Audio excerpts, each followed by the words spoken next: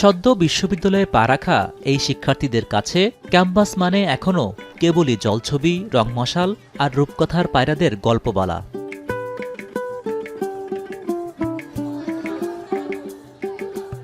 তবে বিশ্ববিদ্যালয় নিয়ে কতটা সন্তুষ্ট তারা? প্রশ্ন শুনে কিছুটা থমকে দাঁড়ানো। তাদের কারো বিশ্বাস, কর্মজীবনে সফল হতে ক্যাম্পাস থেকে পাওয়া শিক্ষা উপকারে আসবে, কারো কণ্ঠে আবার হতাশা। আবাসিক হলগুলোর যে পরিবেশ, এটাও স্বাস্থ্যকর না। ঢাকা ইউনিভার্সিটিতে আসার পরে অনেক রকম পরিবেশ, অনেক রকম পরিস্থিতিতে আই থিঙ্ক এটা সেলফ ইমপ্রুভমেন্ট হয়ে যায় যে বিভিন্ন পরিস্থিতির সাথে তাল মেলানোর জন্য আমরা নিজেরা প্রস্তুত হয়ে যাই। কেন বিশ্ববিদ্যালয়ের লাইব্রেরি থেকে খেলার মাঠ, হলের ডাইনিং থেকে ক্যাম্পাসের পরিবেশ, সব নিয়ে আক্ষেপ নবীন শিক্ষার্থীদের। লাখ লাখ প্রতিযোগীকে পেছনে ফেলে যারা এই বিশ্ববিদ্যালয়ে পড়ার সুযোগ পেয়েছে, কেনই বা তারা আজ গর্ব করেন না? এখন জব ওরিয়েন্টেড মানে সেই ফিল্ড তো আমাদের খুবই কম।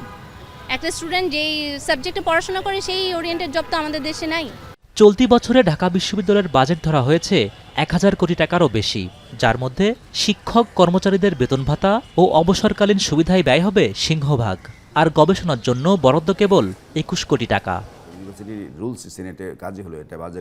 ১০৬তম বছরে এসে আত্মসমালোচনা করে বর্তমান উপাচার্য বলেন, কেবল বাজেট ঘাটতির কারণেই বিশ্ব র্যাঙ্কিংয়ে কাঙ্ক্ষিত পর্যায়ে যেতে পারছে না ঢাকা বিশ্ববিদ্যালয়। তবে টাইমস হায়ার এডুকেশন এবং কিউএস র্যাঙ্কিংয়ের সাম্প্রতিক জরিপে দেশসেরা বিশ্ববিদ্যালয় হওয়াকে আশা হিসেবে দেখছেন তিনি। জাতির শ্রেষ্ঠ সন্তান এখানে আছে, কিন্তু তাদের জন্য পর্যাপ্ত ফান্ড না থাকলে, আর্থিক সংগতি না থাকলে, ইকুইপমেন্ট না থাকলে, মেশিনারিজ না থাকলে, শুধু মেধা দিয়েই তো রিসার্চ হয় না। সো আমাদের সেই জায়গাতে কনস্ট্যান্ট রয়ে গেছে, সেটা চ্যালেঞ্জ রয়ে গেছে। প্রাক্তন সময়ের গর্ভে হেঁটে বরেণ্য এই শিক্ষাবিদ জানান, শুরু থেকেই ধনী গরিবের সামাজিক অবস্থান দূর করতে সক্রিয় ছিল ঢাকা বিশ্ববিদ্যালয়।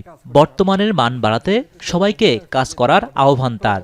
কেবল উচ্চ শ্রেণীর ধনিক বণিকদের কল্যাণে কাজ করলে এই রাষ্ট্র ব্যবস্থা অত্যন্ত খারাপ। ঢাকায় বিশ্ববিদ্যালয়ের প্রতিষ্ঠাকে তখনকার মোটামুটি যারা শিক্ষিত লোক তারা খুব খুশি হয়েছেন যে ঢাকায় বিশ্ববিদ্যালয়ের প্রতিষ্ঠা মানেই হলো আমাদের উন্নতি, আমাদের ছেলে মেয়েদের উন্নতি।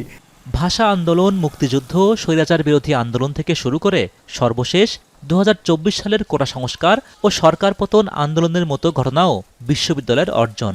শিক্ষা আর গবেষণায় পিছিয়ে পড়ার কারণে এই শিক্ষা প্রতিষ্ঠান বারবার হোঁচট খাচ্ছে। বিশ্ববিদ্যালয়ের যাত্রা শুরু থেকে যারা এখানে শিক্ষক, শিক্ষার্থী, কর্মচারী হিসেবে ছিলেন, জীবনের হাটের সকল বেচাকেনা শেষ করে তারা বিদায় নিয়েছেন পরপারের উদ্দেশ্যে। এখন যারা আছেন তাদেরকেও জীবনের এই ব্যাপ্ত নিয়মের ফলে বিদায় নিতে হবে। মাঝের এই সময়টুকু তারা বিশ্ববিদ্যালয়কে কী দিতে পারলেন, কতটুকুই বা নিতে পারলেন, তা তো সময়ই ঠিক করবে। কেননা সময় তো সবচেয়ে বড় বিচারক। হোসেন জাহিদ, এখন ঢাকা।